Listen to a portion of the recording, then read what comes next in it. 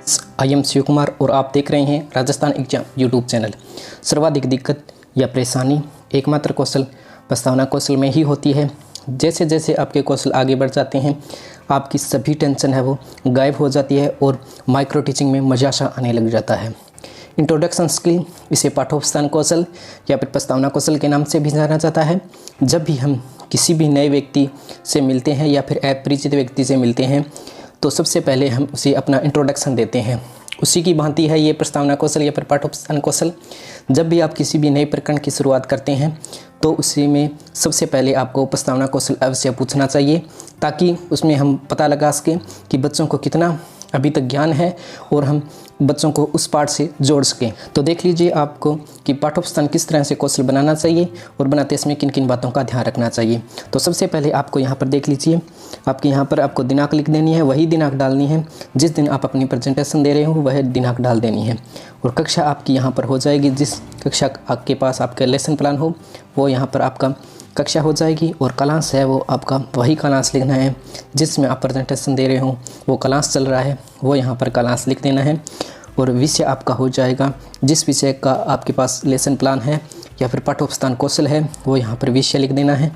और प्रकरण आपका तभी डालना है जो उद्देश्य कथन होता है, उसको बोलने के बाद में ही आपको श्यामपट पर वह अपना प्रकरण डाल देना है।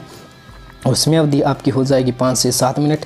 ये होता है सबसे पहले आपकी श्यामपट पर एंट्री होती है, यानी ब्लैक बोर्ड पर जो आपकी एंट्री होती है वो यहाँ पर आपको डाल देनी है। उसके बाद में आपको क्या है, अपने जो पाठोपस्थान कौशल है उसमें जो प्रश्न पूछने होते हैं वो यहाँ पर आपको लिख देने होते हैं। कम से कम आपको 5 से 7 प्रश्न पूछने होते हैं।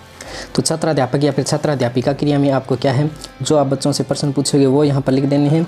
और छात्र या फिर छात्रा क्रिया में आपको वही प्रश्न के उत्तर यहाँ पर लिखने हैं जो आप बच्चों से पूछने वाले हो।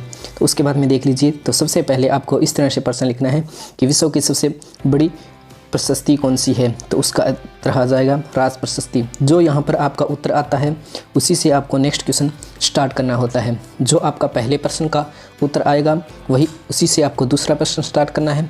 जो आपका दूसरे प्रश्न का उत्तर आएगा उसी से आपको तीसरा प्रश्न स्टार्ट करना है।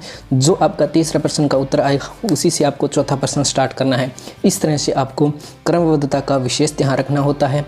तो यहाँ पर आपका सबसे पहला प्रश्न हो गया कि विश्व की सबसे बड़ी प्रशस्ति कौन सी है, तो राज प्रशस्ति हो जाएगी। उसके बाद में आपका नेक्स्ट क्वेश्चन हो जाएगा कि राज प्रशस्ति में किस वंश का वर्णन है, तो गुहिल वंश का वर्णन है। और नेक्स्ट क्वेश्चन आप गुहिल वंश से ही पूछोगे कि गुहिल राजवंश किस रियासत से संबंधित है, तो मेवाड़ रियासत से संबंधित है।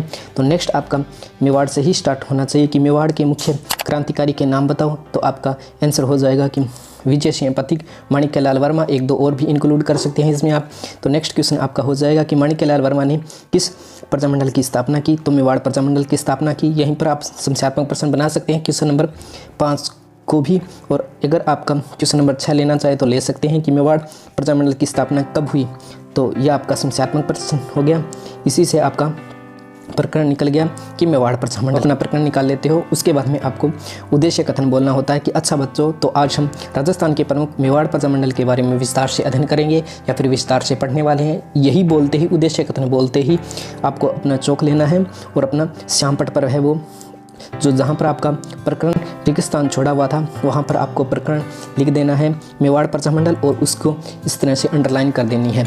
कुछ बच्चे क्या हैं, प्रकरण तो लिख देते हैं लेकिन उसको अंडरलाइन नहीं करते हैं, या फिर कुछ बच्चे क्या करते हैं, उद्देश्य कथन तो बोल देते हैं लेकिन उसे प्रकरण को नहीं लिखते हैं। तो उसके कारण भी उनको रिटीच मिल जाती है। बाकी प्रस्तावना कौशल उनका सही होता है लेकिन वो प्रकरण में गलती कर देते हैं।